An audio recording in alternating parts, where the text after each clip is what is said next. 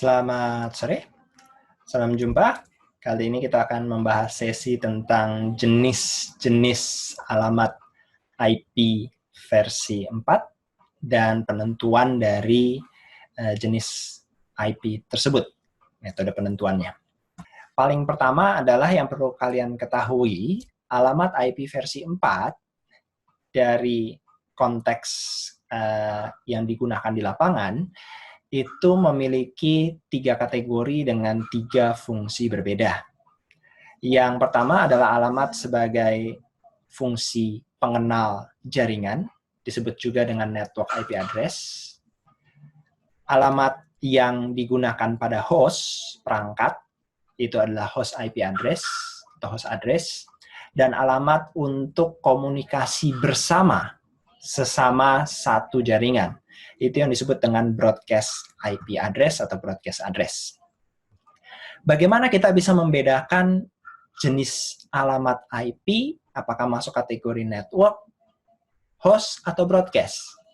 Untuk menentukan kategorinya, maka kita harus melihat informasi binernya. Pada dasarnya, alamat IP sebenarnya adalah dalam IP biner. Jadi kita akan kembalikan dalam kondisi binernya, dan dengan bantuan informasi subnet mask, kita bisa menentukan jenis dari IP tersebut. Jadi sebuah alamat network hanya akan menjadi alamat network jika dan hanya jika seluruh bit porsi hostnya bernilai 0.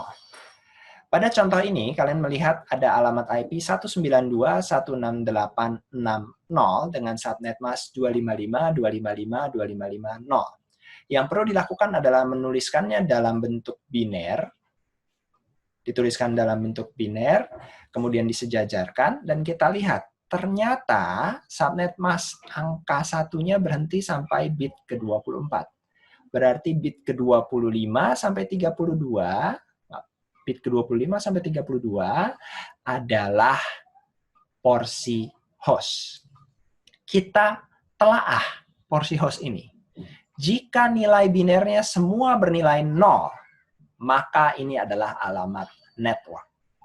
Alamat network hanya digunakan pada routing table, baik itu routing table perangkat ataupun pada router, dan tidak cocok atau tidak bisa diberikan kepada host pada kartu jaringan yang ingin bertindak sebagai pengirim atau penerima pesan.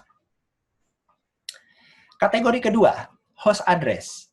Sebuah alamat IP masuk kategori host address jika dan hanya jika seluruh bit porsi hostnya memiliki kombinasi 0 dan 1.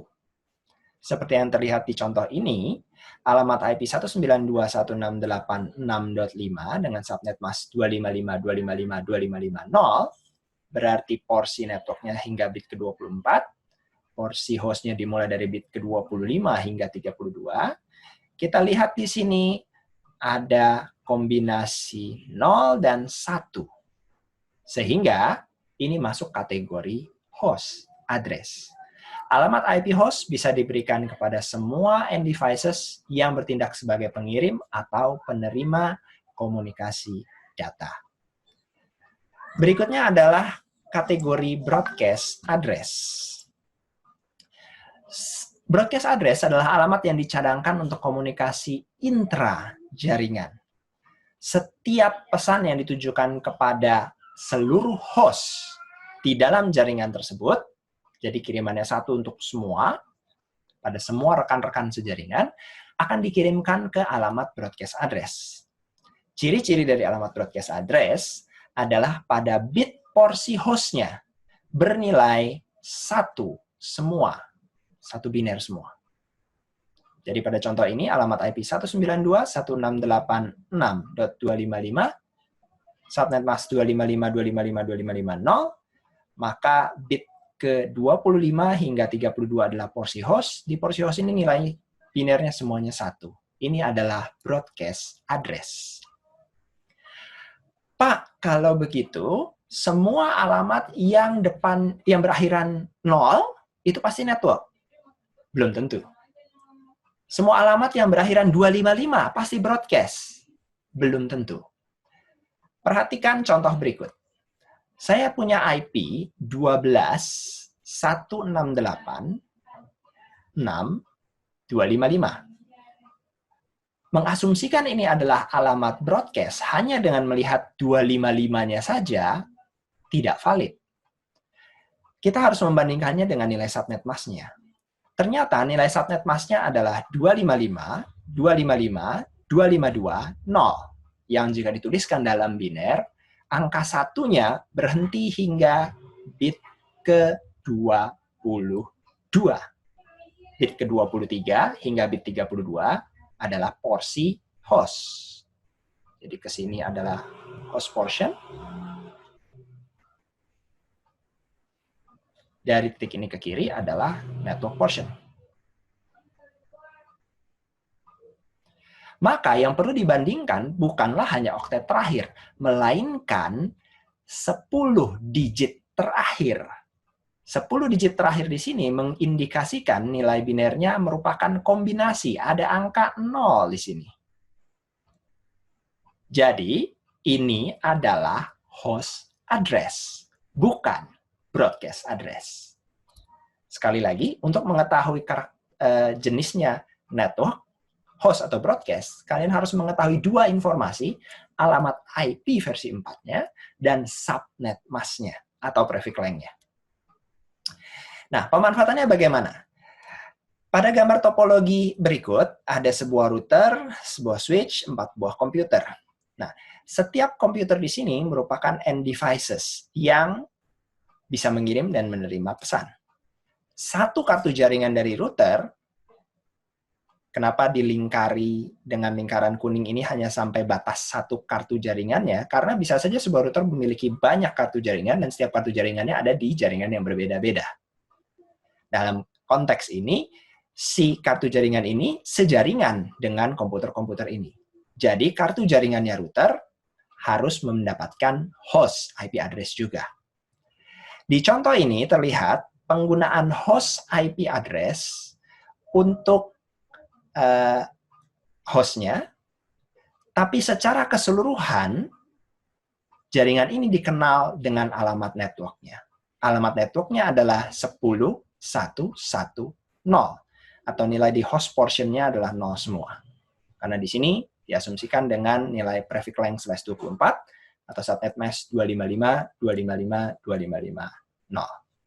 Jadi alamat 10.110 adalah pengenal jaringannya. Keseluruhan host di sini, termasuk kartu jaringan router yang ini, masuk di dalam kelompok jaringan 10.110/24. Untuk IP hostnya, pasti host portionnya bernilai kombinasi 0 dan 1. Ini sebagai contoh di IP 10.110, alamat desimal 10 dituliskan dalam biner menjadi 00001010 dan ini adalah kombinasi 0 dan 1 di host portionnya.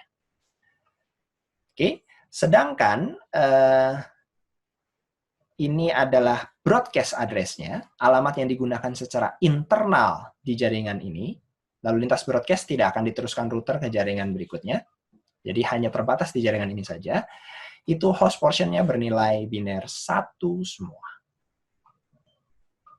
Jadi, kita bisa melihat host IP host pertamanya adalah 10.111, sedangkan IP host terakhirnya adalah 10.11254. Sebagai konvensi atau kesepakatan, IP pertama biasa diberikan kepada gateway, artinya kartu jaringannya router. Tidak harus, tidak wajib, tapi kesepakatan umumnya seperti itu. Supaya troubleshooting-nya lebih mudah. Kalau bukan IP host pertama, maka IP host terakhir. Tapi umumnya lebih sering IP host pertama. Nah, sedangkan alamat-alamat yang sekitar di puluhan atau belasan di awal itu biasa diberikan untuk perangkat jaringannya. Misalnya nanti switch kalau mau di remote network, diberikan IP dari 10 digit pertama dari range host, dan host baru dimulai mungkin di alamat-alamat angka belasan. Ini hanya konvensi. Kalaupun mau diacak, oh saya mau gateway saya beralamat IP-nya di tengah-tengah, Pak, 10.1.1.126/24. Ya boleh saja, berfungsi juga, cuma tidak umum saja. Nah, sekarang kita masuk ke aturan penggunaan alamat IP-nya. Untuk host ID-nya harus unik, artinya tidak boleh double. Juga network ID dalam IP versi 4 tidak boleh 127 pada oktet pertama. Karena pada oktet pertama, nilai 127 itu digunakan untuk network loopback. Kepentingan untuk lalu lintas ke dirinya sendiri, ke host itu sendiri. Lalu host portion dalam biner tidak boleh seluruh bit bernilai 0, karena kalau seluruh bit bernilai 0 sudah jelas-jelas itu adalah alamat network. Juga tidak boleh seluruh bit bernilai 1, karena jelas-jelas itu adalah alamat broadcast.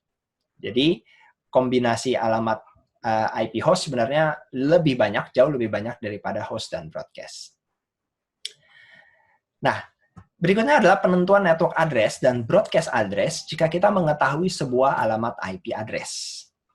Perlu kalian ketahui dalam setiap jaringan, strukturnya adalah diawali dengan alamat network, lalu ada 2 atau lebih alamat host.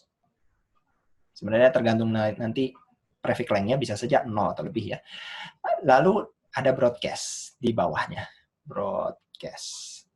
Jika jaringannya bersebelahan, maka ini dilanjutkan dengan satu IP berikutnya adalah network address, lalu host lagi. Sorry, ini harus jamak, host. Lalu di sini broadcast lagi. Saya menyebutnya sebagai konsep sandwich. Roti sandwich berlapis, tapi ada sepaket-sepaket. Ini adalah satu jaringan, ini adalah satu jaringan. Nah, bagaimana caranya kalau saya hanya mengetahui salah satu IP di sini, katakanlah salah satu IP di host, atau bahkan saya hanya mengetahui alamat network-nya saja atau alamat broadcast-nya saja, bagaimana saya mengetahui informasi lengkap dari keseluruhan jaringan ini, satu blok sandwich ini? Kita bisa melakukan proses ending. Ing. Konsep logika AND, OR, source, NOR sudah dibahas di mata kuliah lain, jadi saya tidak akan bahas. Yang perlu diingatkan adalah pada konsep logika AND, operan 0 ketemu 0, hasilnya 0. 0 ketemu 1, hasilnya 0. 1 ketemu 0, hasilnya 0. Hanya jika kedua-duanya 1, atau dua-duanya benar-benar benar, maka hasil AND-nya adalah 1. Konsep ending ini yang akan kita gunakan untuk menentukan jenis IP, lalu, bukan jenis IP, menentukan range grup IP ini. Ya, karena kalau menentukan jenis IP, kita harus tadi sudah melihat dari host portion-nya. Ini adalah contoh dari proses ending 1 dengan 1. Jadi kita punya alamat IP versi 4 dalam biner seperti ini. Disejajarkan dengan penulisan subnet masknya. Lalu secara vertikal dari atas ke bawah, gitu ya, di-endingkan. 1 dengan 1 adalah 1. 1 dengan 1 adalah 1. Dan seterusnya. Pada layar yang ini ditunjukkan untuk kombinasi yang 1 ketemu 1 saja. Yang lainnya belum dihitung. Dilanjutkan, kalau 0 ketemu 1, hasilnya adalah 0. Ini contohnya, 0 ketemu 1, hasilnya 0. 0 ketemu 1, hasilnya 0. Dan seterusnya. 0 ketemu 0 adalah 0. 0 ketemu 0 adalah 0. Sorry, saya ralat kalimatnya adalah 0 and 0 adalah 0. Hasilnya 0. 0 and 0 hasilnya 0. Hingga yang terakhir, 1 and 0 adalah 0. Setelah proses ending ini dilakukan, selesai untuk seluruh bit, secara vertikal, kita akan mendapatkan hasilnya kombinasi network address. Hasil ending selalu adalah network address. Terlepas dari alamat apapun yang kalian letakkan di bagian IP versi 4 address di sini, apakah itu network address-nya sendiri, apakah itu host, salah satu host address-nya, ataupun broadcast address, tetap hasil ending-nya adalah network address. Berikut contoh yang lebih detail. Misalnya, saya punya IP 192.168.6.197. Dan saya memiliki subnet masknya 255.255.255.192. Maka saya tuliskan IP dot desimal ini dalam bentuk biner. Ya, 192 ini binernya, 168 ini binernya, 6 ini binernya, dan seterusnya. Subnet masknya saya tuliskan juga dalam biner, sejajar, dan kita lakukan proses ending. 1N1, 1, 1N1, 1, 0N1, 0, dan seterusnya, hingga hasilnya nanti bisa didapatkan. Tapi sebelum saya lakukan ending, dilihat di sini adalah kita sudah mengetahui ini bit ke-27 sampai bit 32 adalah host portion, karena batasnya di sini ya. Ini batas dari si subnet masknya. Bit ke-27 sampai 32 adalah host portion. Jadi kita bisa melihat kombinasinya ada 0 dan 1, kita bisa langsung menyimpulkan, oh ini adalah host IP address. Ini hanya untuk informasi awal. Ternyata yang saya bandingkan ini adalah host IP address. Lalu network address-nya berapa? Lakukan ending tadi. Proses ending dilakukan, dan didapatkan IP network address-nya dalam biner. Ini kalau mau dituliskan kembali dalam dot desimal, boleh saja. Bagaimana broadcast address-nya? Untuk broadcast address-nya, cukup ubah seluruh bit porsi host-nya menjadi nilai 1. Jadi memang harus mengetahui batas ininya. Seluruh bit porsi host-nya bernilai 1. Lalu bagaimana range IP host-nya? Range IP host adalah satu IP sesudah network address hingga satu IP sebelum network address. Karena di sini ditulis dalam biner, saya ubah dulu. Ini sebenarnya dalam dot desimal adalah 192.168.6.192. Broadcast-nya dalam dot desimal adalah 192.168.6.255. Jadi host IP pertama adalah satu IP sesudah network, atau satu IP sesudah 192 di sini, yaitu 193. Hingga satu IP sebelum broadcast. Jadi 254. Berapa banyak jumlahnya? Jumlah IP host-nya bisa dihitung dari berapa lebar porsi host-nya. Di sini kita melihat lebar porsi host adalah jumlahnya 6 bit atau 6 digit. Dan 6 ini dimasukkan dalam rumus untuk menghitung jumlah host. 2 pangkat 6 dikurang 2. 2 pangkat 6 adalah kombinasi total yang mencakup alamat network dan alamat broadcast itu sendiri. Sehingga harus dikurangi dengan 2. Kita dapatkan 64 kurang 2, sehingga jumlah host pada jaringan ini adalah 62. Jaringan ini memiliki kapasitas jumlah perangkat sebanyak 62. Begitu. Oke. Nah, beberapa slide berikutnya akan menunjukkan contoh IP dan subnet mask. Kalian boleh melakukan latihan ini secara mandiri nanti. Implementasi IP versi 4 di lapangan perlu memperhatikan beberapa standar lain yang diatur oleh IANA. IANA, Internet Assigned Number Authority, juga memiliki bawahan Regional Internet Registry nanti. Jadi ada pengelompokan berbasiskan kelompok-kelompok alamat IP, mereka yang menentukan gitu, yang perlu kita ikuti, termasuk beberapa kesepakatan. Jadi Internet Assigned Numbers Authority atau IANA memiliki bawahan Regional Internet Registries. Ada 5 Regional Internet Registries, AFRINIC untuk Afrika, APNIC untuk Asia Pasifik, Indonesia termasuk di sini, ARIN untuk Amerika Utara, LACNIC untuk Amerika Selatan, Amerika Latin, dan RIPE untuk Eropa. Dari keseluruhan IP versi 4 yang tersedia, sebagian kecil dicadangkan untuk private IP address. Apa maksudnya private IP address?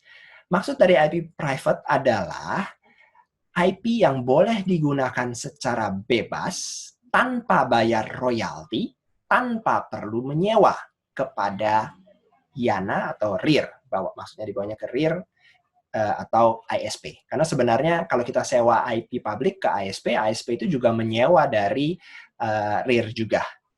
Dan RIR mendapatkan pengaturannya dari IANA. Jadi di sini ada 3 kelompok besar. Pembagian 3 kelompok ini masih dari dulu zamannya classful dan tetap dipertahankan. Tidak jadi masalah meskipun sudah ganti ke classless. Yang perlu diperhatikan adalah range IP-nya. IP dari 10.0.0.0 sampai 10.255.255.255 dulu adalah sebuah kelas A tunggal, itu masuk kategori private. Juga 172.16.00 hingga 172.31.255.255. Dan 192.168.00 hingga 192.168.255.255. Dan inilah kenapa kalian paling sering menemukan alamat 192.168.1.0 atau jaringan 192.168. Kenapa sih di tiap organisasi 192.168? Jawabannya mudah. Karena tidak perlu bayar. Tidak perlu sewa. Bebas digunakan. Tapi alamat-alamat ini tidak bisa digunakan ke internet. Kenapa? Semua router backbone internet sudah terkonfigurasi untuk mengecek jika ada alamat IP private di dalam sebuah paket, apakah itu untuk IP tujuan atau untuk IP sumber, maka akan di-drop. Jadi private IP address tidak bisa melewati jalur internet. Kalau kita mau melewati jalur internet, bagaimana? Terpaksa harus diwakili dengan IP public. Harus disewa. Misalnya, saat ini saya juga berkomunikasi dengan kalian dengan konektivitas dari provider, dari ISP, dan ISP itu menyediakan satu IP public yang dipakai bareng-bareng dengan pengguna-pengguna yang lain. Tapi lewat ke internetnya melalui IP publiknya si ISP, bukan IP private-nya komputer saya. Oke ya, ini ada penentuan kategori untuk menentukan public atau private, bisa dicoba untuk latihan. Berikutnya adalah beberapa catatan lain. Beberapa jenis IP versi 4 juga tidak bisa diberikan kepada host karena fungsi loopback. Tadi saya sudah sebut blok 127.000/8 itu untuk loopback, komunikasi ke dirinya sendiri.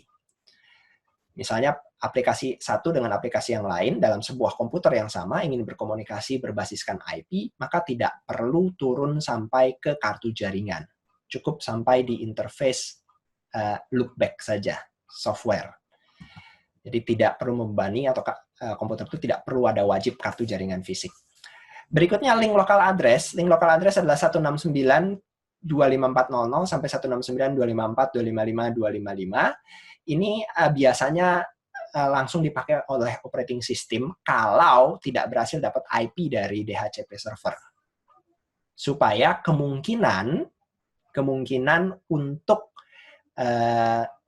bertemu dengan komputer lain yang juga secara layer 2-nya sejaringan tapi tidak dapat IP juga dari DHCP, itu tetap bisa komunikasi.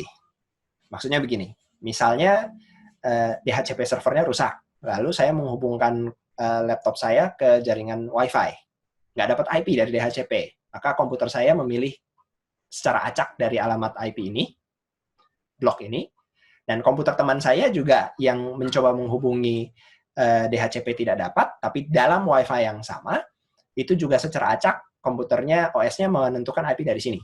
Maka kemungkinan untuk kami tetap bisa komunikasi cukup baik, karena kami masih sejaringan di sini. Itu link local address. Ada lagi kategori testnet address. Testnet address hanya untuk proses pembelajaran di masa lampau, blok 192.0.20 dan 192.0.2.255. Hingga 192.0.2.255. Tidak bisa digunakan juga untuk internet. Lalu shared address, blok shared address adalah 164.00/10. Saya tidak akan bahas ini lebih detail. Experimental address, blok 240 sampai 255, 255, 255, 254. Ya, atau ini boleh dikatakan dulunya untuk uji coba pengembangan IP versi 4, tapi akhirnya tidak terpakai juga. Dan sekarang tinggal konvensi yang digunakan di lapangan. Konvensi adalah kesepakatan, bukan kewajiban. Biasanya perangkat gateway atau interface router itu dapat IP host yang pertama. Beberapa belas IP berikutnya adalah untuk perangkat jaringan seperti switch, firewall, perangkat pendukung lainnya. Beberapa belas IP berikutnya untuk kelompok network untuk layanan server, layanan peripheral, printer, storage area network, IP webcam, dan seterusnya. Baru sisanya untuk host. Tapi kalau kalian mau menerapkannya nanti di lapangan secara acak, bisa berfungsi dengan normal, hanya tidak mengikuti konvensi saja. Cara kalian mengkonfigurasi IP pada host bisa dengan static, bisa dengan dynamic. Kalau static kita masukkan sendiri IP-nya, kalau dynamic kita minta DHCP server. Nanti scope untuk cara kerja DHCP server tidak dibahas di sini. Tapi intinya adalah kapan kita gunakan static? Static itu untuk perangkat yang IP-nya harus konstan, tidak berubah-ubah. Jadi cocok untuk server, printer, router, switch, perangkat jaringan yang lain ya.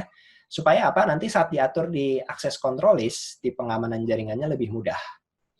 Tapi ada kekurangan, ya satu persatu harus dimasukkan dan didokumentasikan.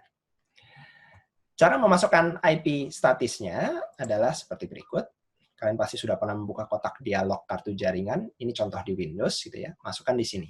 IP address-nya, subnet mask-nya, lalu alamat IP dari gateway-nya, pintu keluarnya. Oke.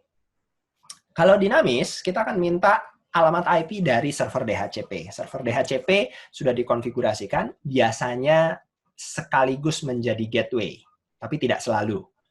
Biasanya kalau pada Wi-Fi router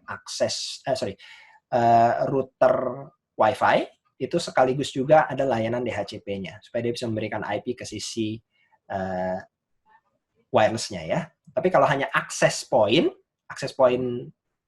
wireless access point itu tidak menjadi DHCP. Nanti harus ada server DHCP terpisah. Caranya ya gampang, kalau di Windows Optane saja. Kalau di Linux nanti pilihnya dengan konfigurasi DHCP. Nah, paket IP sendiri bisa dikirimkan dengan unicast transmission satu ke satu, broadcast transmission satu ke semua, ke alamat broadcast, atau multicast transmission satu ke sebagian. Contoh komunikasi unicast ini satu, lalu disampaikan ke satu. Contoh broadcast satu dikirim ke sebagian. Dan contoh multicast, broadcast satu ke semua ya. Dan contoh multicast satu ke sebagian. Untuk multicast, catatannya setiap perangkat harus punya alamat unicast dan alamat multicast. Alamat multicast-nya harus sama. Skop pembelajarannya di luar dari pembahasan sesi ini. Oke, demikian sesi kita kali ini. Jadi pada dasarnya kita membahas tentang protokol IP versi 4 dengan pendekatan-pendekatan classful, classless, dan di sini kita sudah membahas bagaimana peran subnet mask untuk menandai batas porsi network dan host, bagaimana kita bisa menentukan jenis IP berdasarkan informasi IP dan subnet mask yang ada. Saya ucapkan terima kasih atas atensi yang telah diberikan. Kita jumpa lagi di kesempatan yang mendatang. Tetap jaga semangat dan jaga kesehatan.